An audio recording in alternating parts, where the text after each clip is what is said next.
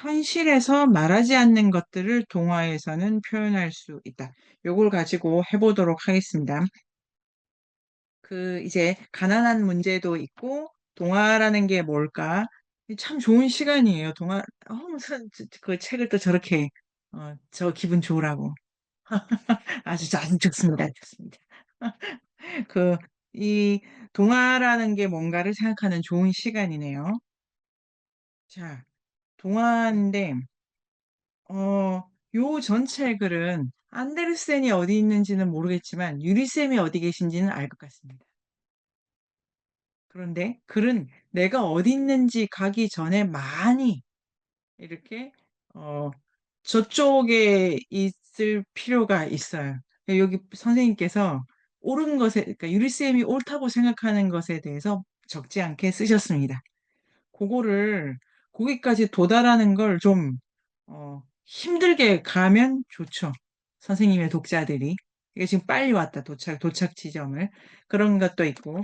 자, 현실에서 말하지 않는 걸 동화에서 표현한다. 이거는 아주 중요한데, 전체 이렇게 이제, 아니, 이게 글자는 바로 보이나요?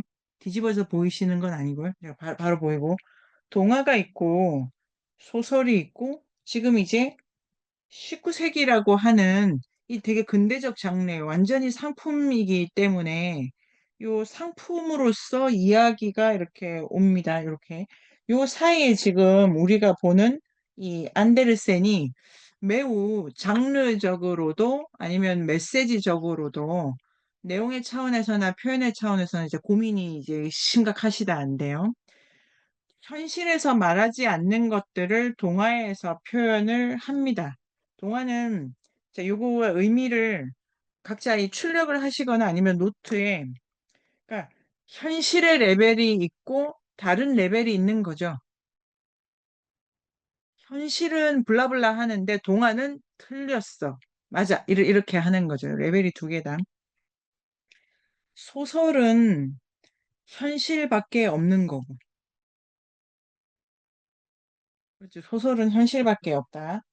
동화는 현실이 있고 자, 여기 그림이 중요한데, 이 밑에, 그러니까 이게 뭐 무의식이라고도 할 수가 있고, 심층적으로 한 단계 아래에 있다. 그래서 소설은 주인공이 이거 방학 때, 방학 때 뭐 그 소모임을 여셔도 좋을 것 같아요. 잃어버린 시간을 찾아서라는 작품은 1913년에 나온 거죠. 일권 출간이. 그건 완전히 소설이라는 장르가 무르익고 난 다음에 나오고, 카프카의 첫 작품도 1912, 1910에 카프카가 일기를 쓰기 시작하거든요. 그러면 이제 무르익고, 1835년에 나온 불란서 소설, 이제 뭐 소모임을 하시거나 이렇게 하시면 동화 인력 입중에서 이제 되게 재밌을 것 같은데, 그 고리오 영감 혹시 보신 적 있으십니까? 수영쌤 다 보셨어요. 고리오 영감하고 스탕달의 적과 흑, 스탕달의 적과 흑이 고리오 영감보다 앞작품인데, 보면 뒷작품인, 이제 순서가 바뀌었네. 아무튼 그 두 개가 이상하다. 두 개가 이상하다. 두 개가 딱 했는데, 왜 현실밖에 없다는 거를 그냥 논리적으로 제일 잘 설명하는 게 그 고리오 영감이라는 작품이라고 제가 생각하고 있습니다. 그걸 딱 보면은 현실밖에 없구나. 그 다음에 주인공이 막 돌아다녀. 그런데 결국 뭘 알게 돼. 그 알게 되는 그 최종적인 알미 현실 논리예요. 아, 이러면 출세하는구나. 몰랐는데 알게 됩니다, 마침내. 그러니까 우리 작은 물고기, 물뱀의 작은 물고기는 끝내 모르잖아요. 정근대 사회에는 알아야 될 게 별로 없어요. 단순해. 착하게 살아. 분수에 맞춰, 이걸. 근데 갑자기 뭘 알아라 그래. 그리고 안데르센의 주인공들은 모르겠는데 알아야 될 것 같고 여기에 이제 시달려. 근데 소설은 알 수 있고 알게 되는데 현실 논리예요. 정근대 사회에서도 알아야 될 거는 요 민담 현실에 있진 않아요. 알아야 될 거는 무의식에 있어요. 여기를 소설이 공간화 시킬 때 숲이라는 장면으로 공간화 시킵니다. 느낌이 오시죠? 백설공주 뭐 궁금한 애가 아니잖아요. 이 연하생 걔는 뭐 궁금하지가 않잖아. 그냥 사가 좋은 거지 뭐. 뭐 야단 좀 맞고 일 좀 하고 정신 차리니까 왕비가 돼 있고 이런 거지. 자기 뭐 알아야 되는 애 아니잖아요. 그런데 얘를 통해서 드러나는 세상의 이치가 이제 숲에서 알 수 있죠. 난장이의 밥을 해라. 그림자 노동해라. 이런 거. 현실은 숲 공간이 아예 없어요. 소설은. 그냥 이걸 경험하면 아, 세상의 이치가 이런 거구나 조금 알고 또 딴 데 갔더니 아, 진짜 그렇구나. 아, 그건 아닌가 봐. 이래가지고 이제 알아야 될 걸 현실 안에서 계속 찾아야 숲이 없어. 그런데 안데르센은 숲인 듯 숲 아닌 듯 왔다 갔다 이렇게 해가지고 여러 차원이 오는데 이게 이제 테스트 해보는데 안데르센도 숲 공간 같이 근원적 이치를 배워오는 테마가 있는가? 요 있지 않습니까? 동화 민담. 요 신화는 주인공들이 숲에 들어갑니다. 숲에 들어가가지고 다시 이제 위로 올라와요. 심층에 들어가서 뭘 겪다가 위로 올라와. 미야자키 하야오도 겪다가 위로 올라와요. 그런데 그 숲이 현실보다 훨씬 커. 훨씬 중요해. 그리고 거기가 동화적으로 분량이 되게 많아. 백설공주도 왕국에 있는 거 분량으로 치면 몇 줄밖에 안 되잖아요. 결혼해서는 한 줄이죠, 한 줄. 행복하게 살았습니다. 근데 숲의 이야기가 많잖아요. 동화는, 이 소설은 아예 숲이 없어. 그냥 현실에 여기저기 파티장, 뭐, 백화점, 학교 이런 데 돌아다니는 거고. 가끔 꿈꾸는 거 이런 거를 만약에 소설가가 쓴다면 무의식 차원 조금 쓰는 거고. 무라카미 하루키가 현실만 안 보는 소설가이기 때문에 이 세계적 히트는 민담의 그 틀을 썼다라고 분석을 할 수가 있습니다. 무라카미 하루키는 현실만 있지가 않아요. 미야자키 하야오도 요 구도를 쓰는 거죠. 센과 치히로의 행방불명 이러면 온천이 현실보다 더 많잖아요. 크고. 거기 갔다 와야 돼. 자, 거기 갔다 오면 뭘 알게 돼. 이해하게 돼. 깨우치게 돼. 이렇게 되고, 자, 그래서 계열화 시키면은 소설가들 중에도, 근대 소설가들 중에도 장치를 쓰나, 프루스트도 숲이 없죠. 프루스트도 숲이 없어요. 프루스트도 그러니까 뭐 이거 분석하기 나름. 자, 그런데 안데르센은 지금 알아야 된다고 하고 달림은 알고 있어. 이렇게 돼 있네요.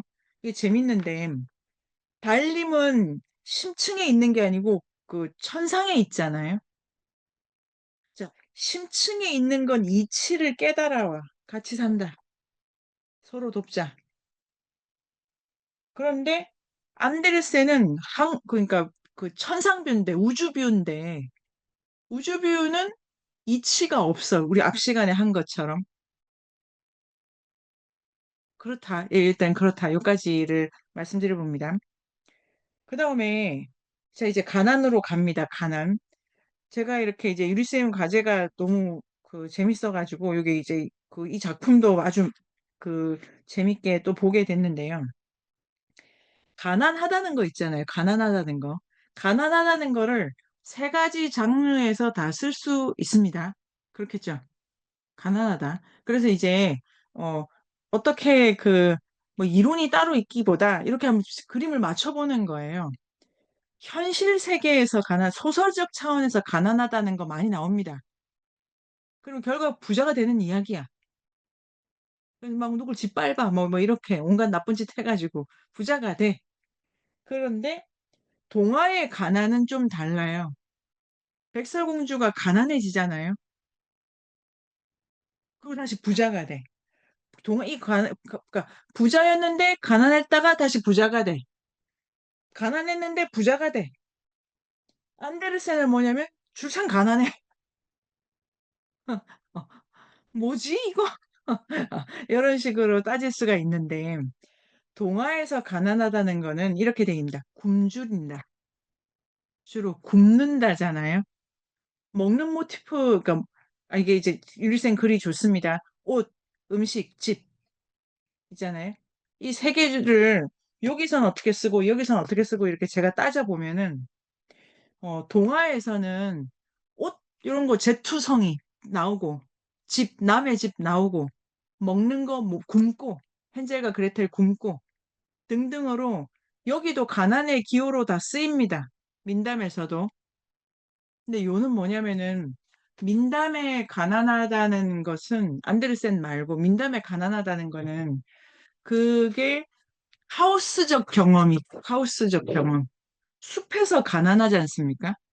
그 다음에 이렇게 이제 먹힐 것인가 먹을 것인가 아슬아슬한 상황에서 벌벌 떨고 있어. 그러니까 전통적으로 전래동화에서 옛 이야기, 그 다음에 근원적 기원담인 신화에서 가난하다라는 거는 굶주리고 못 먹고 혼자 있고 뜯겨 있고 신체 상해가 큰데 그건 이치를 깨닫는다. 존재의 근원적인 힘들의 장에 들어가 있다라는 거를 나타내는 기호. 네. 소설 단계에 오면 물질적으로 뭐가 없다죠. 안데르센은 민담의 거는 쓰지 않고 있다는 거를 달림 이야기로 우리가 했어요. 그죠? 안데르센은 뭐 근원적으로 뭐 이치가 있고 이렇게는 없다. 지금 없어 보인다. 그리고 안데르센의 가난은 완전히 물질적 차원에서만 접근에 들어가고 있다. 1차적으로는. 그런데 안데르센은 가난한 자는 진짜 정신적으로 뭐가 있다. 이렇게 설정을 하고 있어요. 다 주인공이 가난하고. 그래서 셋 다 이야기가 출발할 때 다 가난한 애가 출발해요. 느낌이 그런 것 같으시죠? 근데 소설은 쌓아가고 축적해가는 거고, 여기 동화는 가졌는데 없어졌다가 다시 가진다. 이 운동이 있는 거고. 그리고 가난하다는 거는 배움, 그 다음에 죽었다 산다, 먹고 먹힌다. 이런 힘들이 이렇게 막 그 엉겨 있는 장을 완전히 온전하지 않는 걸로 이렇게 표현해주는 안데르센은 물질적 차원에서의 가난과 정신적 차원에서의 풍요 이런 거를 딱 결합해가지고 쓴다. 그래서 가난하다는 것에 안데르센에 대한 평가와 이유 이게 되게 그 금욕적이라는 생각도 제가 해봤고요. 안데르센 되게 금욕적이다. 부자가 될 길을 이렇게 막나? 얘를 왜 부자로 안 만들어주지? 그러니까 율쌤은 요 주인공 애들 중에 나쁜 애들을 탓하셨는데 야단치셨는데 저는 안데르센한테 이쯤 하면 그 좀 좋은 집에 살 법한데 애를 그러니까 안데르센이 지금 애들을 어, 부자로 못 살게 하고 있다. 그런 의미에서 생각거리가 있고 다시 돌아가서 율쌤 과제에 아까 그 문단 있지 않습니까? 동화는 표면과 이면이 다르다입니다. 그 5페이지 첫째 줄. 그러니까 그러니까 이게 현실에 말하지 않는 게 동화를 표현한다 이럴 수도 있는데 현실은 A인데 어 그걸 딱 뒤집어 보면 그게 아니야. 이거랑 현실은 가짜고 뒤집어 보면 진짜야. 이런 게 두 개 있지 않습니까? 제가 지금 쓰신 과제를 더 이렇게 쪼개가지고 이해를 하는 중입니다. 안데르센은 밖에 거 가짜고 안에 게 진짜야. 겉은 가난한 건데 진짜는 이 사람의 진정성에 이런 거 쓰기 좋아하는 거죠. 그러니까 이게 가난에 대한 얘기이기도 하고 보이는 것이 다가 아니라는 진술문은 똑같은데 보이는 거 말고 보이는 건 가짜고 진짜가 있어. 이런 얘기를 하고 싶어 하는 거고 동화는 제투성이 백설공주 지저분하고 가난하지 않습니까? 남의 뭐 얹혀 사는데 근데 그게 그러니까 공주였던 애가 진짜 이 얘기를 하려던 건 아니죠. 그냥 난장이들이랑 좀 뒹굴어 봤어. 그러면 다시 훌륭해져. 요런 거니까요. 진짜 가짜 문제가 아니다. 유리쌤 제가 설명 잘 드립니까? 그래서 5페이지 첫 번째 문장은 동화를 분석할 때 되게 중요한 표현이고 생각할 거는 두 개다. 진짜 가짜 논쟁과 삶에는 수없이 다양한 이면이 있다. 요렇게 가는 거. 그 다음에 1페이지. 자, 아까 그 유리쌤 쓰신 것처럼 소설은 개인적 진실, 개인적 진실, 인간적 진실. 그 다음에 민담은 그럼 반대말은 유리쌤 뭘까요? 개인적 진실의 반대. 아니, 개인의 반대. 집단. 집단. 예. 이거는 전체적 진실. 그러니까, 자, 그래서 동화는 1페이지, 민담의 뿌리를 두고 있다. 동화적 진실은 집단적 진실이다. 전체적 진실이다. 관계적 진실이다. 민담은 민중이 평소에 제정신으로, 제정신, 어, 차마 말할 수 없는 의견 일하기보다 이렇게 근원적 진실, 전체적 진실, 어, 민담에서는 신분차 등 빈부격차라는 삶의 모순에 대해 유리쌤 모순이라는 단어를 이번 글에도 여러 번 나옵니다. 조금 더 우리 그러면 모순에 대해서 다음 주에도 더 공부하기로 해요. 뭐가 모순일까? 그런데 허구적 개인이 느끼는 거 이렇게 되면 소설입니다. 세 번째 줄. 그래서 이제 자 그다음에 이 작품은 전체가 요한나 할머니의 이야기죠. 요한나 할머니가 제일 가난했어. 그러나 이 할머니의 가난은 가장 성스러웠네 이렇게 되어 있지 않습니까? 그 안에 이 불쌍한 소년이 들어가 있죠. 전체 이야기의 박스 중에 가장 큰 건 제일 가난한 요한나에게 설정되어 있고 중간에 소년, 그 소년이 사랑했던 소녀, 이는 가끔 부자고 가끔 빚 보다가 이렇게 가네요. 그러니까 전체적 가난에 대해서 안데르센의 평가는 가난은 아름다운 것이다. 이렇게 끝나는 것 같다고도 읽혀지는데요. 윌쌤 지금 이제 더 어떤 생각이 드십니까? 네. 막 너무 공감이 돼요. 안데르센이 왜 부자로 안 만들어주는 거야? 막 이렇게. 왜 결론이 이래? 막 이랬는데. 예. 어쨌든 요한나 할머니의 이야기라는 거, 제목도 요한나 할머니고, 그다음에 이제 나무가 중요한데, 나무가 아무 역할 못하는 걸 풀지 못했는데, 이게 이제 숲의 흔적 같은 건가? 그런 생각도 드네요. 네. 아, 그거 좋네요. 좋네요. 그러니까 안데르센이 뭔가 숲을 안 쓸 수도 없고 쓰자 보니까 이렇게 됐고 이런 게 작가적 무의식일 수도 있고 그래서 안데르센도 가난을 쓰고 많은 이야기가 가난이 기본값입니다. 기본값 제가 보니까 부자가 이야기 주인공이 되기가 쉽지가 않아요. 들을 게 별로 없는 거야 부자한테는. 그러니까 이야기의 주인공이 되면 조실부모하고 빨리 이렇게 좀 헐 벗고 이래야 이제 이야기가 되는 거죠. 다 가난해. 그러니까 유리쌤 옷 음식집은 어떤 이야기에도 똑같이 나오는 거예요. 그러면 구체적으로 이게 작품 안에서 좀 더 해석을 유리쌤이 하시면 더 좋다.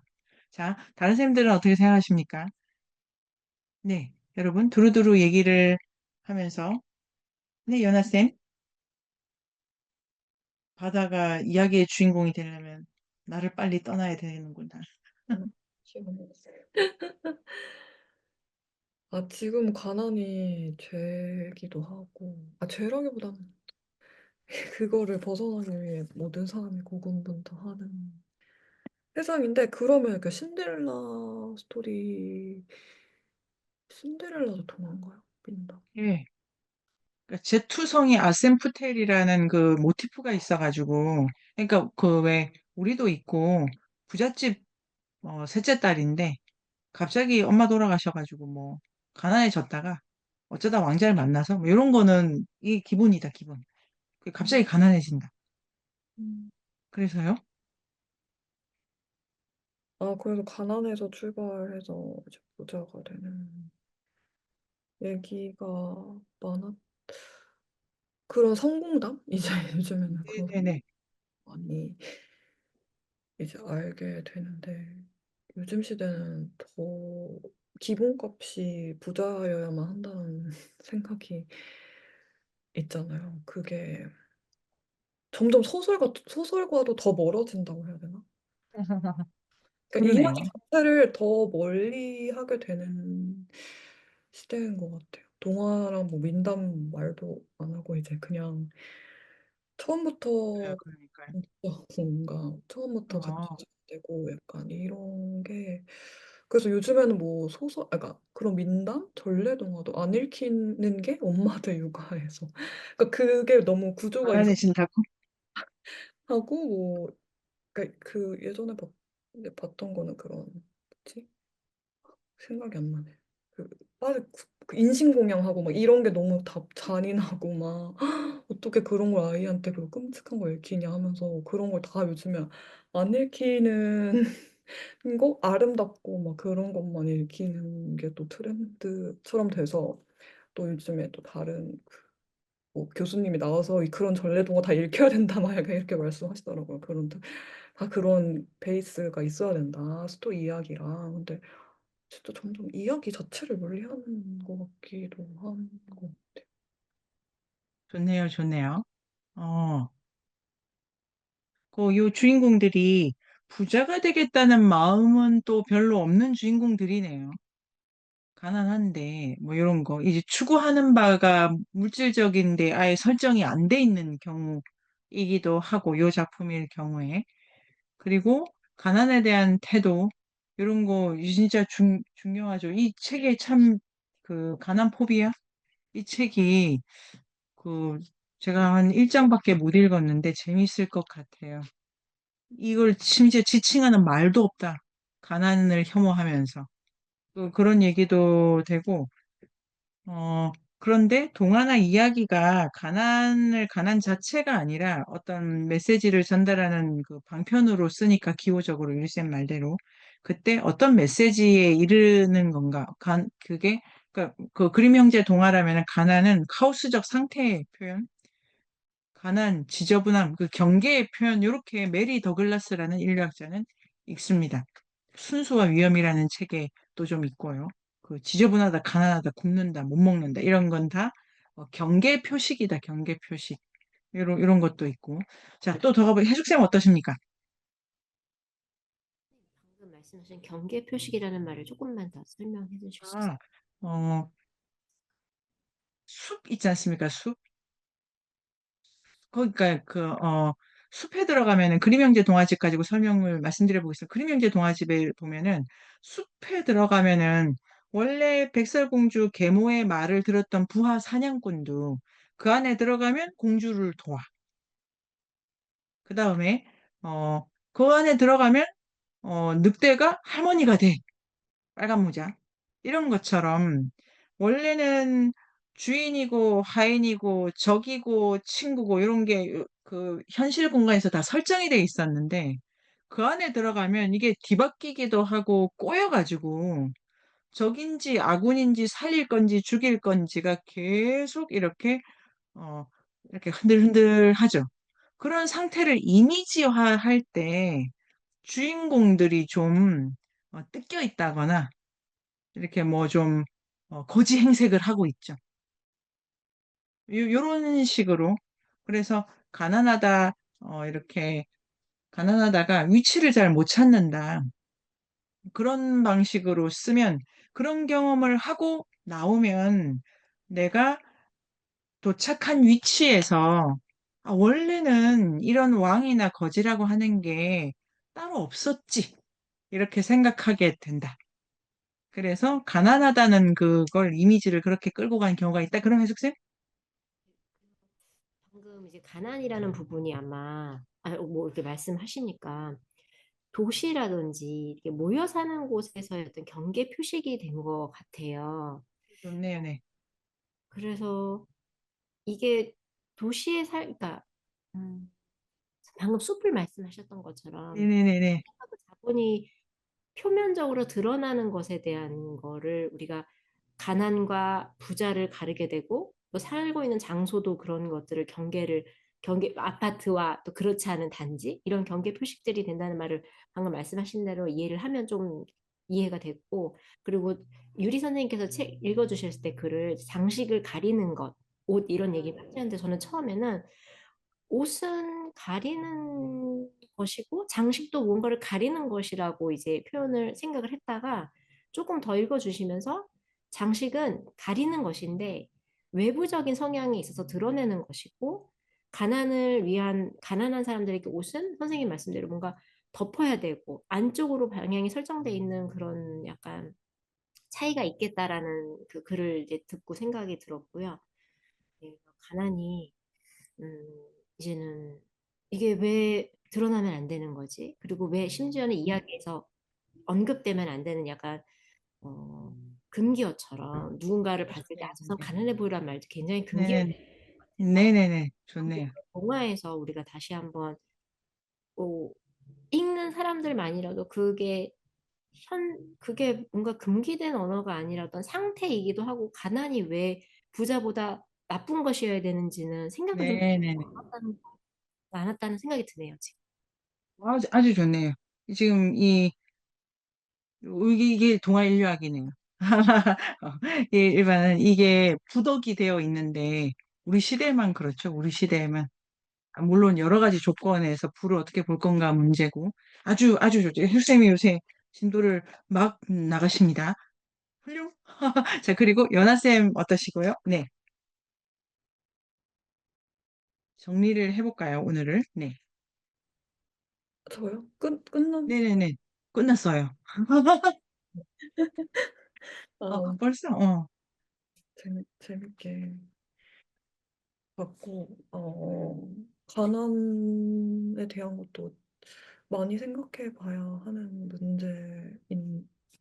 주제인데, 이렇게 유리쌤 글 읽으면서 이런 소식들을 지금은 옷 막 더 막 있어 보이려고 하고, 집도 막, 집은 또 못 사니까는 막 또 막 우울하고, 그나마 먹는 걸로 막 뽐내려고 하는 지금 시대상, 그리고 아까 진짜 해석생이 말했던 그게 경계 표식이 도시에서 진짜 아파트가 이렇게 한 블럭 차이로 그냥 뭐지?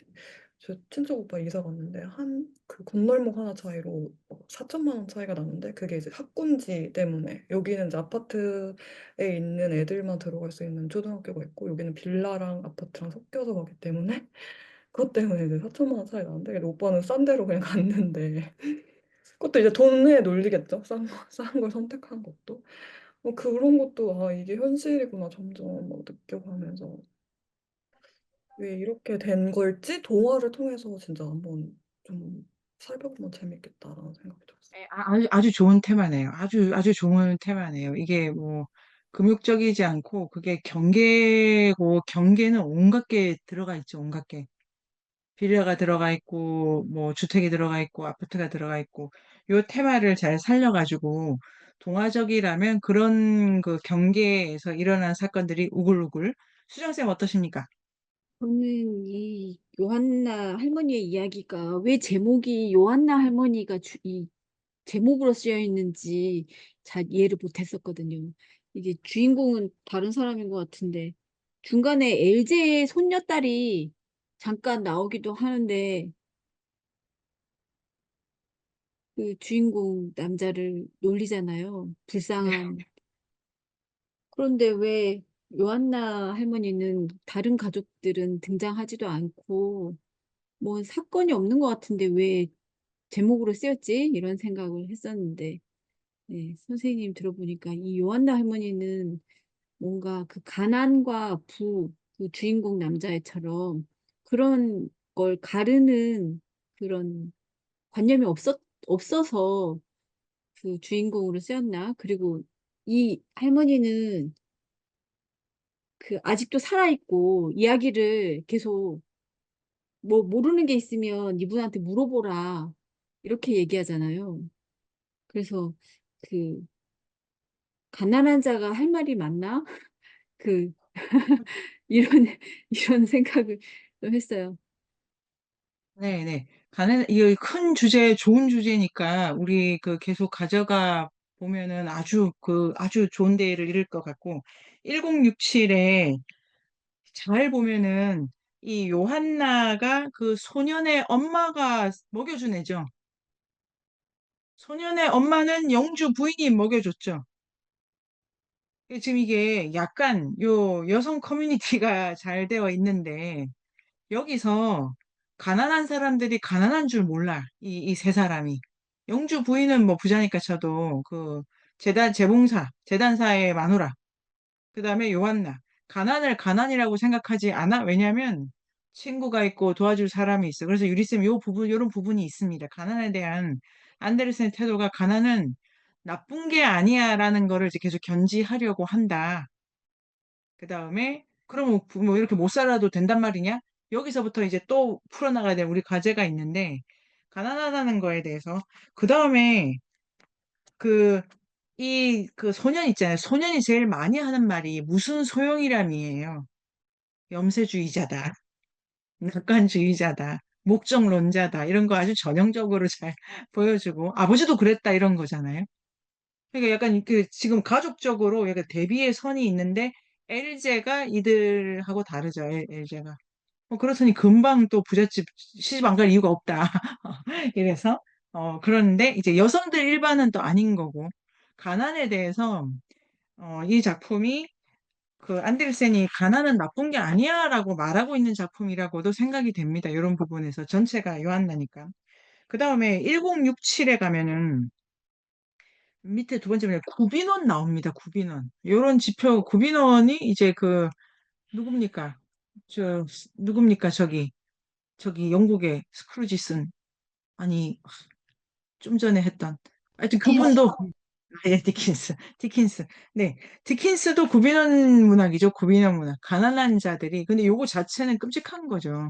가난한 이유로 막 이렇게 막 데리고 가가지고 그냥 막 넣은 그런 시설이죠. 그런데 가난한 사람들에고 이게 그 누굽니까? 도스토옙스키 첫 작품도 가난한 사람들이고 가난한 사람들은 시를 읊어.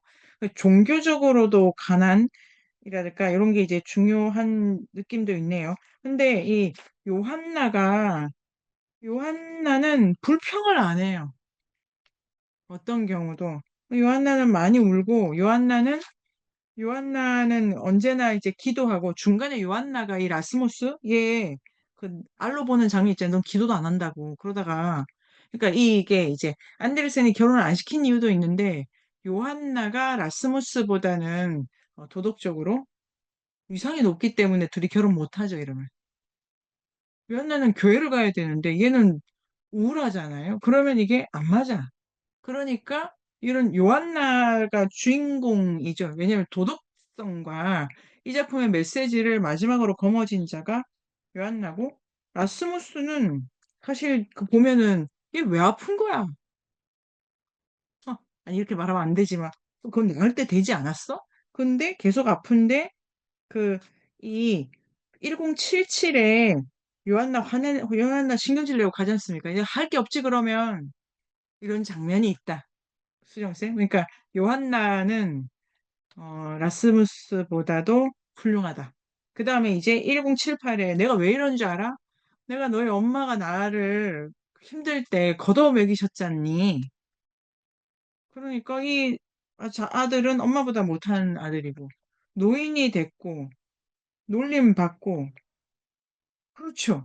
근데 요한나는 아직도 살아있다. 충실한 친구로 살아있다. 그러니까 이 작품이 가난의 자리를 좀더 애초에 뭐 깨달음의 자리, 심층적 차원의 이치의 차원에 두는 건 아니지만 이 작품 자체로 가난은 매우 의미 있게 둔다. 자, 그러면 유리쌤 어떠십니까? 오늘의 마지막 멘트? 가난한 사람들이 옛날부터 있었는지는, 그러니까 완전 옛날부터 있었는지는 모르겠는데, 중요한. 예, 하여튼 물질 문명 사회에서 가난의 의미, 바깥의 것, 그 심층의 것을 동화해서 읽을 수 있다면 참 좋겠다. 이런 생각이 들어요. 좋습니다. 가난이란 단어는 옛날에는 없었다. 요거를 오늘 밤에 하고요. 이거 완전히 산업사회의 발명품이고 1분이 남았는데 다음 주에 2분을 더 하도록 해요. 안녕. 네. 인류학의 숲으로 초대합니다. 인문세닷컴에서 만나요.